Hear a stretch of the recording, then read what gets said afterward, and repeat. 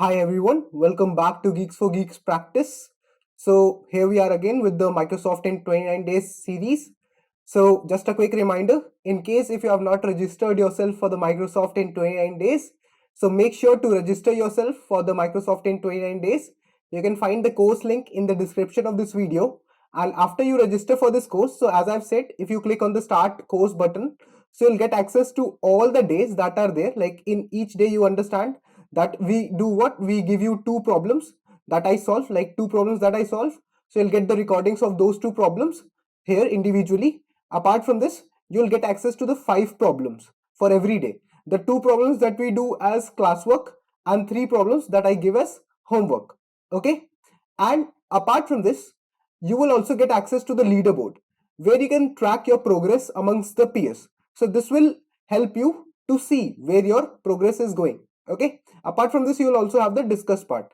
So make sure to enroll in this course if you have not done so far, because it's free of cost.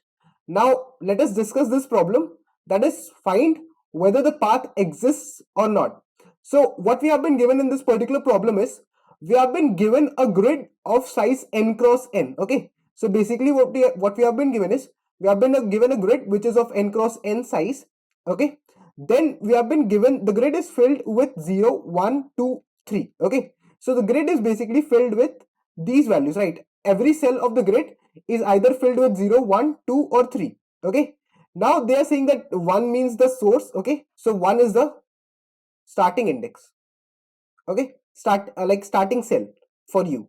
And if you see here, 1 is the source or starting index, then 2 is the destination where you want to reach. The cell which has a value 2, it is your destination. Okay. Then it says that if a cell contains a value as 0, then that means it is a wall. If the value is 3, then that means it's a blank cell. Okay. So if contains 0, that means the wall is what? Block. Okay. There is a wall, or you can say the cell is actually blocked. You cannot pass through it. Okay. If it is 0. But if it is 3, then it is a blank cell. Okay. If it is 3, so they are saying that it is a blank cell. So if it is a blank cell, so basically you can pass through it. Okay. You can pass through it. If it is 0, then it is a wall and you cannot pass through that particular cell. So you must be, by now you must have understood that what you have to do is you will be given a grid of n cross n size, and you have to possibly, what you have to do is you have to find, in this question you have to find that whether you can reach from the starting cell that contains the value 1. You will not be given the coordinates of the starting cell. You have to find whether it is possible to reach from the starting cell that consists of the value 1 to the destination cell, which will have the value as 2. Okay. By passing through the cells, by passing through the blank cells, some of the blank cells. Okay. If you get 0 cells in between, then you will not be able to pass. Let's say if I talk about a certain circumstance, so suppose it suppose the grid looks like 1, then it looks something like, let's say it is 0, 0. Okay. Let's say here it also have 0 and here I have 2, and here let's say I have 3. So can I pass through it? No, because if you see, if I move in this direction, there is a 0, there is a wall, I cannot. If I move down from the source from here, so again I cannot. So that means it will not be possible for me basically, right? But suppose instead of this, if I was given something like this, suppose if I was given 1, then 0, and then 3 and 3 here. Okay. So in this case, you will observe what I could have done is, if I start from here, I could move down, I could go to this index, right? Then I could go here, then I could go to this 3, which is a blank cell. Basically, I can pass through the blank cells one by one. I could go through this blank cell, and then I can move up and I can go reach my destination.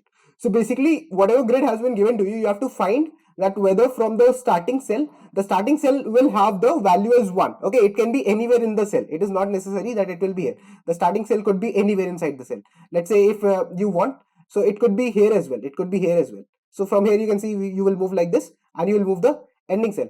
So your task is what? Your task is to tell them that whether you can reach from the starting cell that is containing a value 1 to the destination cell by passing through some of the blank cells or not, because through the 0 cells that are blocked you can basically not pass. Okay. And what they are also saying is that there is only one starting source, and there is single source and single destination. Okay. So there is only one cell inside the grid that has the value as 1, that is the source cell, and there's only one cell that has the value as 2, which means the destination.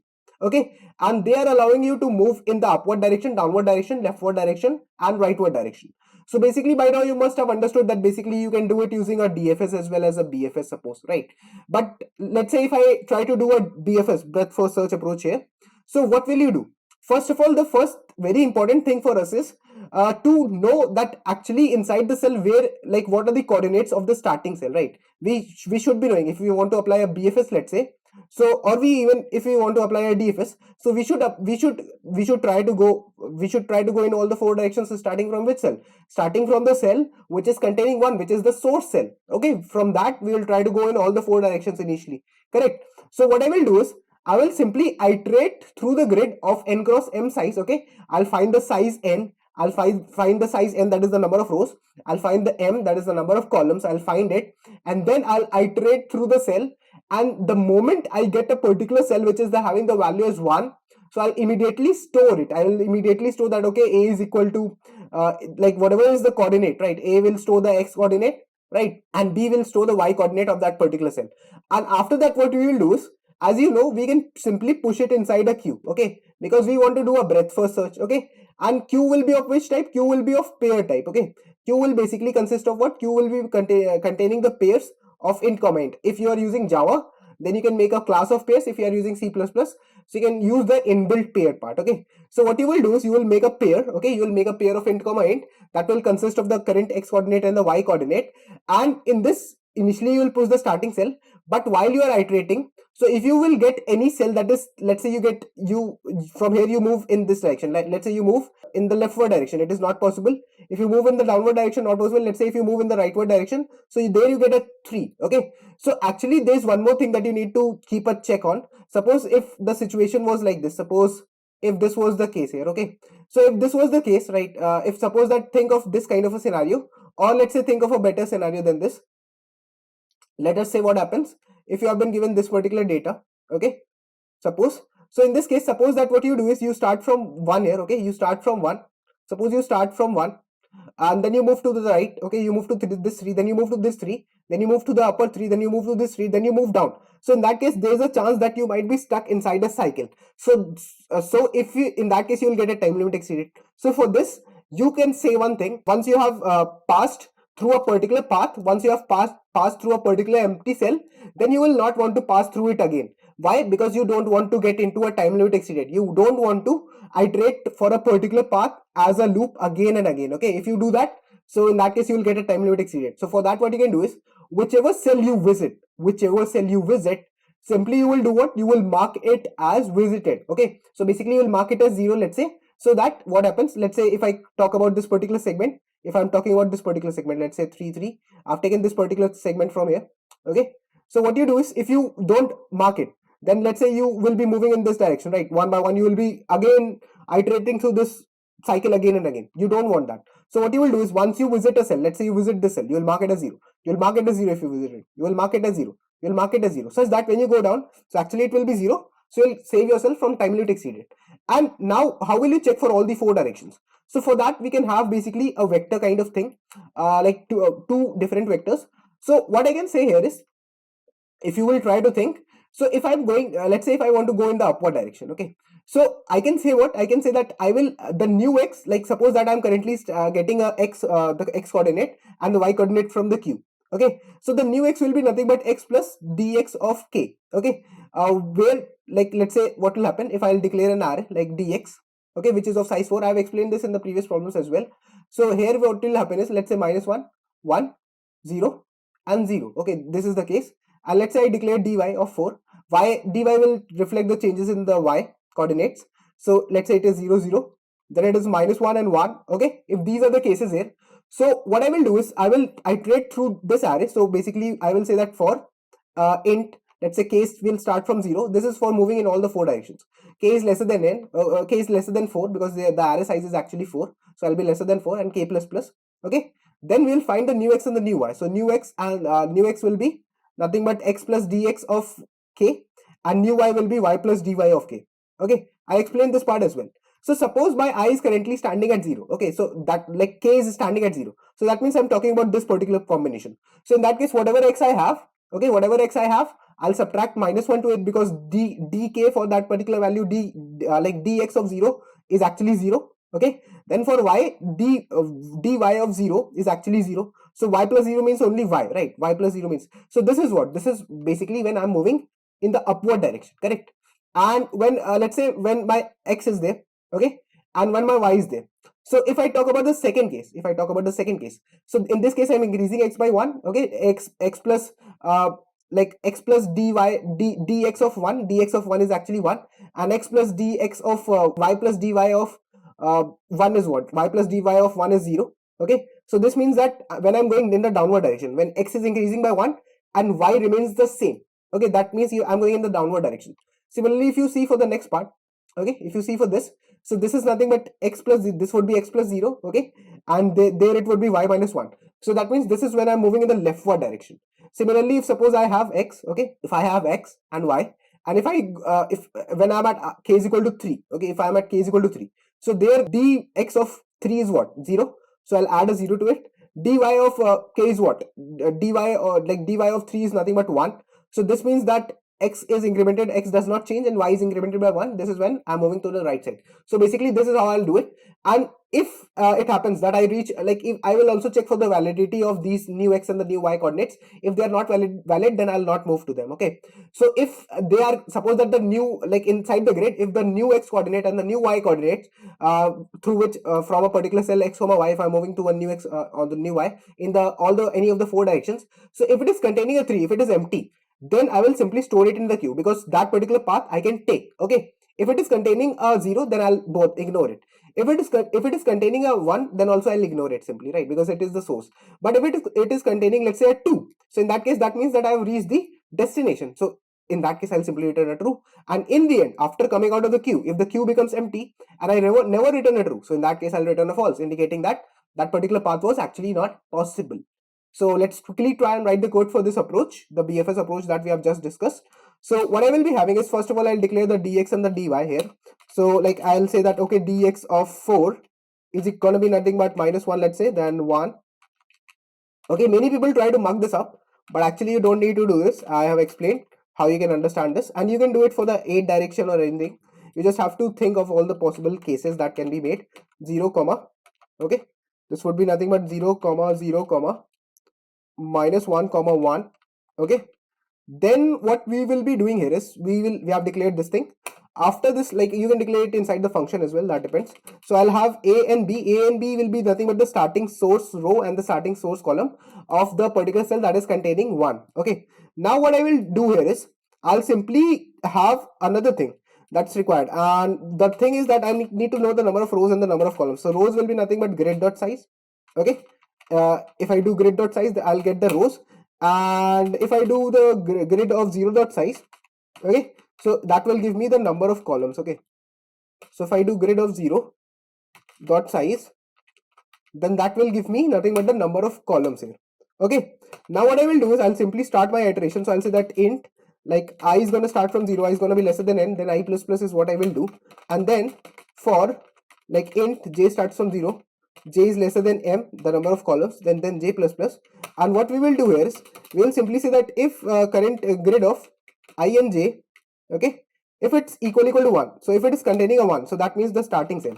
In that case, we will say that, okay, a will indicate the starting cell x coordinate, so a will become I, and we will say that, okay, b becomes nothing but j, and then we'll simply break that, okay, we have found it. Okay, perfect. This much part we'll be doing in the basic stuff. Now once this much part has been done, once we have found out that, okay, this is our starting cell, and the like, this is our starting cell, then we also need a queue, as discussed. So what we will do here is, we will have a queue. Okay, queue will behave like a pair. If you are using Java, so you can make a pair class. Okay, so I'll make a queue, and then what I will do is, I'll simply push this particular pair, a comma b, that is the starting row and the starting column, the row index and the column index of the starting cell.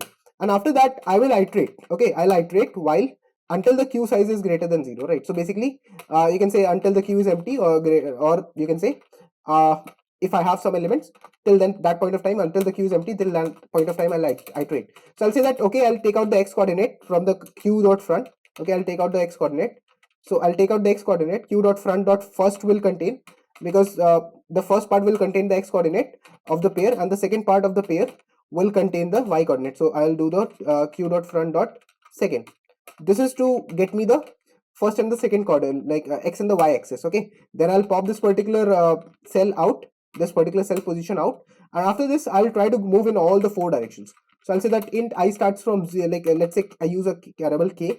So k starts from 0, k is lesser than 4, and then I'll do a k plus plus, and I'll say that okay, the new x and the new y, the new x is equal to nothing but previous x plus dx of k, the small change in k. Okay, as we already know since our childhood, and y would be nothing but new y will be nothing but y plus dy of k. Now once this part has been done, okay, once this much part has been done, so once we have found the new x and new y, we will check for their validity. Okay, if the for validity we'll check that if the new x is greater or equal to 0.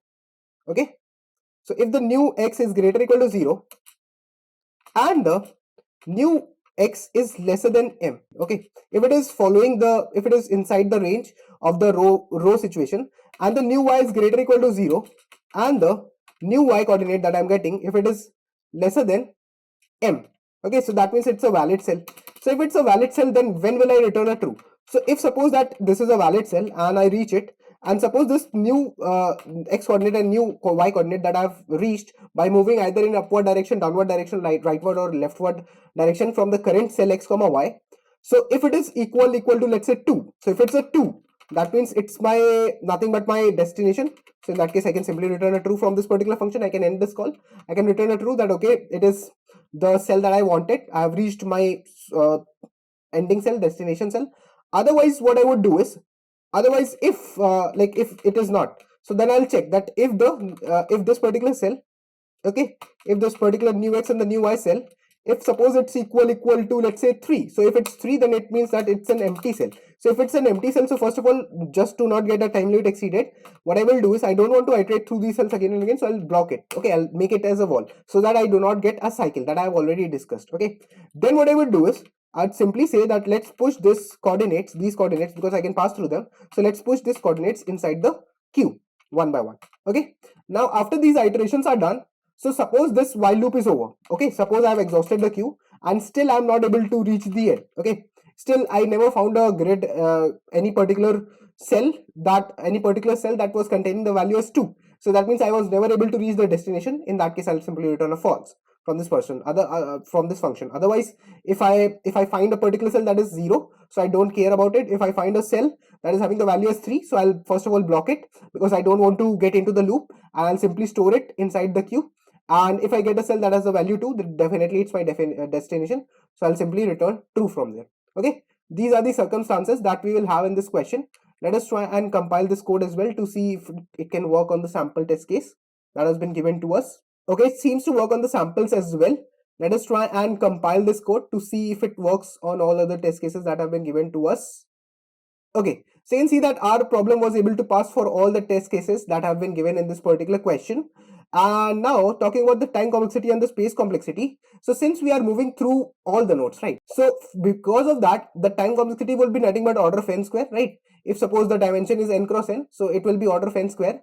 And the space complexity, since in our code, if you will observe, so we have not used any extra space, right? Because we are not using any visited array. Okay, so in our case, if we are not using any visited array, so we have not taken any extra space, and the space taken for the dx and the dy is constant. So basically the space complexity for our code would be nothing but order of 1.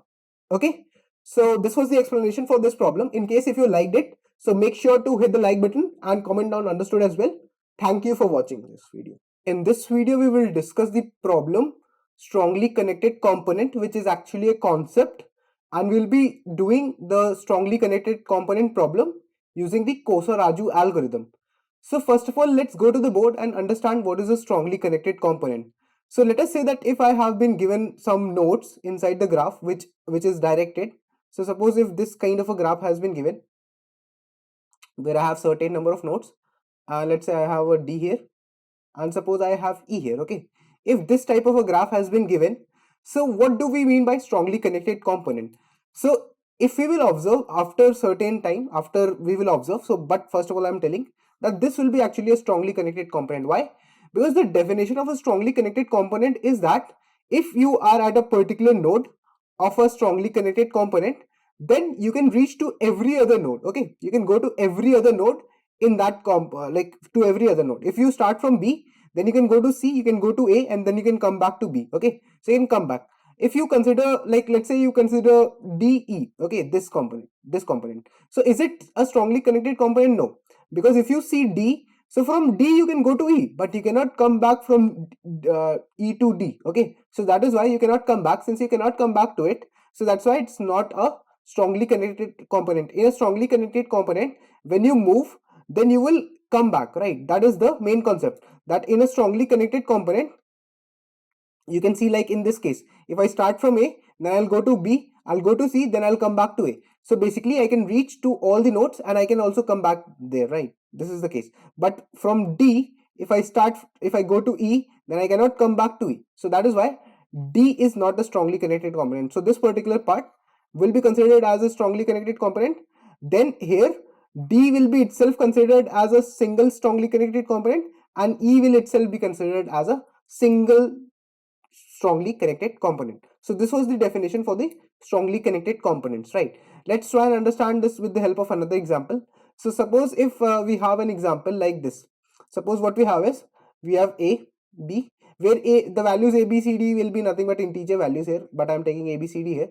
Okay, if suppose this is the case, and suppose this is connected like let's say we have E, F, and G. Okay, if we are connected like this, okay, if we have connected these values like this. Okay, so now what will happen here is, if we see, so how many strongly connected components are there? So one of the strongly connected component is this one, because you can observe, like from this A I can go to B, then C, then D, then again A. Okay, so this will be one of the strongly connected components. And here also, if you see, this is the second strongly connected component, because if I start from E, then I'll go to G, then I'll go to F, then I'll go to E. Okay, come back to E. So this is a strongly connected component, but I cannot go back. So overall, it's not just a single component. There are two strongly connected components in this particular given graph. Okay, now they are saying that what you have been given is, you have been given a directed graph which has V vertices and E edges. Okay, so a graph has all like V vertices and E edges which they have given, and you have to find the number of strongly connected components that are present in the graph. So for doing this, what we will do is, if we consider this diagram, okay, if we consider for this particular diagram that has been given to us, so we can see how many strongly connected components are there. So basically there are three strongly connected components. If we look at this particular diagram as well, which we can look at, so in this case we can consider three strongly connected components. One is this one strongly connected component, then second component is this one, second strongly connected component, and the third strongly connected component is this one. Okay, so three strongly connected components. Okay, if we consider it for the other part, like let's move down. If we consider it for this particular segment, so in this particular code, we will be able to see, if we consider it for this like just this case. So as we have discussed, if there is just A, B, and C, okay, like this, so they are like if they are pointing like this, so in this case we will consider this as a single strongly connected component. Only one component is there which is strongly connected here. Okay, so that is how we have to do it. Now what we have to do here is, we have to find the strongly connected components. So how can we find them? So let us come back to the basic test case that we were discussing. So we were having the test case as, let's say, A, then we had B, then let's say we had C. Okay, then let's say we had something like D and E, where these values will be integer, but here I am taking them as alphabets. Okay, so basically these are integers. You can understand the node D is having some value and like that. So how many strongly connected components are there? Basically three strongly connected components are there. One component is A, B, and C, correct? Other component is just D, other component is just E. Okay, that is the case here. So if you'll observe this particular problem, how can we do it? So we can do it using the Kosa-Raju algorithm.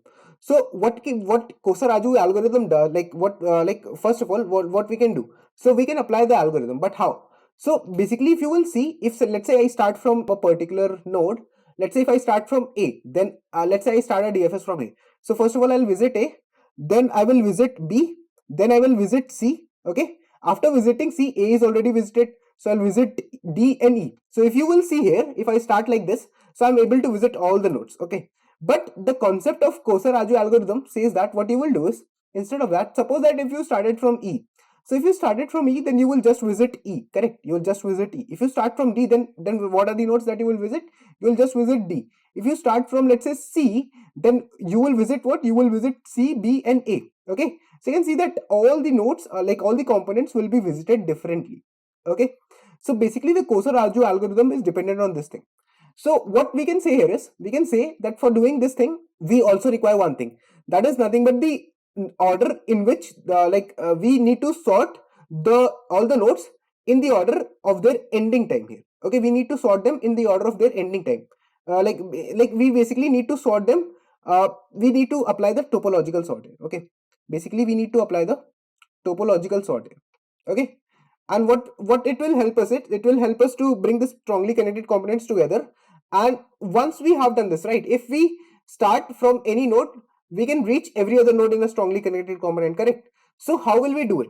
So for doing this, what we can observe here is, if we'll try and observe this part, so basically what will happen is, first of all, let's say we start. Okay, so what I will do is, let's say if I start, so first of all I need to sort all the elements, that like all the nodes that are there in terms of their finishing times. Okay, in terms of their times, right? So if I start from, let's say if I start from A, okay, if I start from A, then if I'm at A, then I'll call a DF from A, I'll call a DFS to B, correct?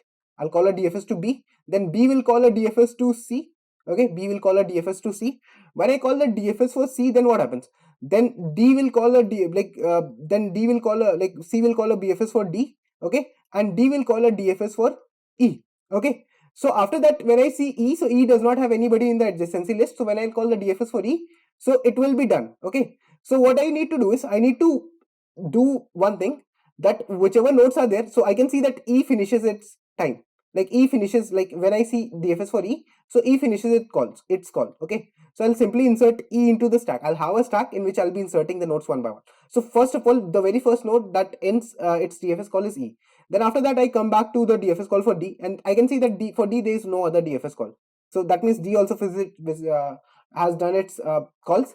Then I move to the nodes, like let's say what will happen. I move to C. For C, I can see that we A is already visited and the DFS call for D is already done. So I'll insert C. Then I will see for B. So for B also, C has been done. The call for C has been done and A is already visited. Basically A is not present in the adjacency list. So I'll insert B and then A. So what I'm trying to do is, I'm trying to apply the topological sort here. And basically my concept is that I want the nodes in their order of finishing time. Okay, A is there, right? A is the last node. Like A, like you can see here, like A is the node that, like after A's finishing call, if I see in terms of stack, so let's say if there was not a stack, so first of all E got stored, okay, because E was the node that ended all its call, then D was the node that ended all its DFS call, then C, then B, then A. So if I store all this data in terms of a stack, in a stack, so the element that finishes at the end, the element that finishes its DFS call at the end will be there at the beginning. Okay, one thing. Now after this, what we will do is, whatever graph we had, we will simply change it. Okay, we'll simply make the transpose of it. Okay, so if, what does it mean? So if A was pointing to B, so now B will be pointing to A. So we'll reverse this part. Okay, so let's say we do that. So in this case, what will happen? The graph will look something like this. Okay, if C was there, so from C to B there was an edge.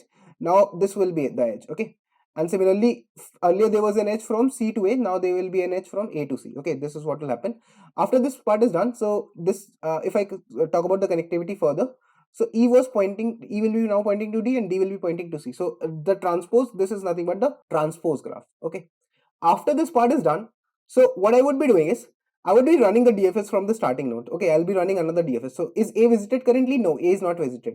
So I'll say that, okay, let's visit A, and let's I'll say, okay, let's count the number of components now as 1. Count plus plus, basically initially the count was 0. If I visit a particular node, I call the DFS for it and count, increment the number of components, strongly connected components. I mark A as visited. Then if A is visited, so after that C will be visited as well. Okay, so C will be marked as visited as well. Then from C, B will be marked as visited as well. Okay, so 3 nodes are marked as visited. When I come to B, so will I call the DFS for B? No, I'll not call it because B is already visited. Will I call the DFS for C? Where I'll keep on popping the elements one by one out. So I'll pop out A, then I will pop out B. Can I call the DFS for C? No, because C is also already visited. Then if I see D, So what happens when I call the DFS for D? When I call the DFS for D, so actually when I call the DFS for D, so actually D is just visited, right? It does not make E as visited, because earlier there was an edge going from D to E. So earlier E was also marked as visited, now it's not marked as visited. So I have called the DFS for E as well. So that means this is another DFS call. So count increases to 2 because I've made the second DFS call. Okay. Now what I will do is second DFS call from the main function. Now D is also marked as visited. When I come to E, okay, when I come to E, so when I come to E, E is at the top of the stack. Now I'll mark E as visited because E was not visited. So I'll mark it as visited. So if I'm marking it as visited, so the count increases by 1. So count changes to 3. Okay, count changes to 3. If the count changes to 3, I mark this E as visited. Now is there any other nodes that's not visited? No. E is having D in its adjacency list, but it is already visited. So the count becomes 3, and that is nothing but the number of connected components. So what we do first of all is we try to do the topo sort. Okay, so that we can get all the elements inside the stack.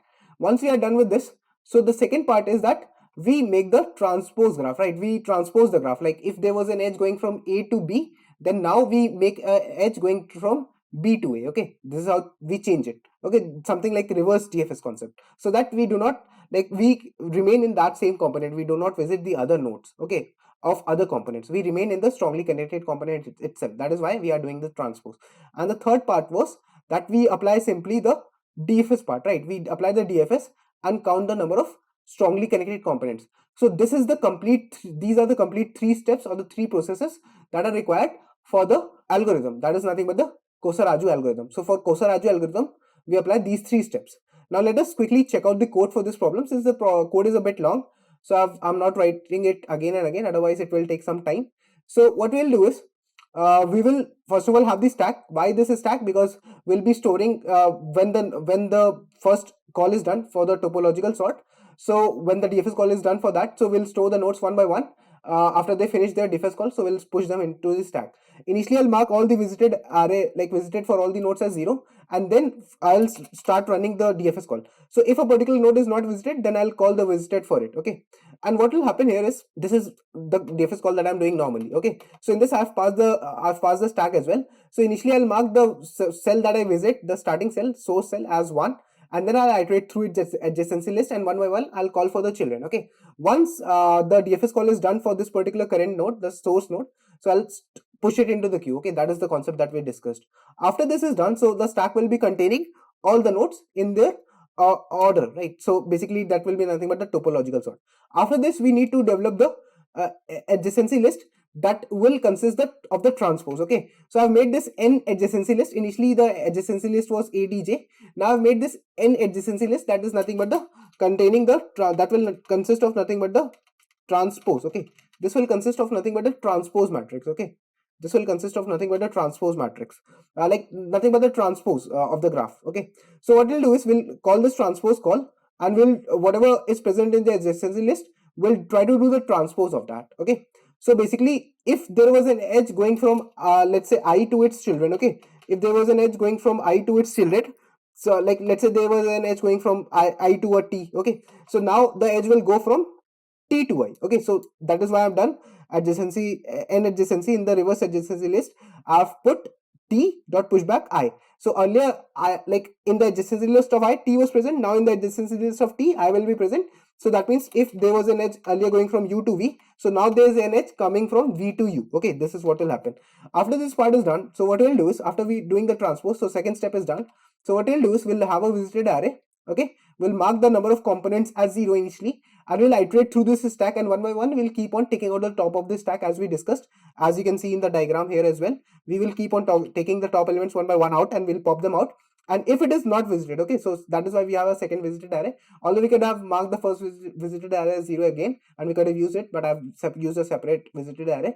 And what I've done is, I've marked, like if a particular node was not visited, I mark it as visited, and I call the DFS call for that. So if a particular node is present in a strongly connected component, if it has several other nodes in the strongly connected components, then it will mark all the other nodes as visited, and for all the other nodes, I'll not be calling the DFS calls. So that means they will be visited. So this strongly connected component will be counted only at once, single time.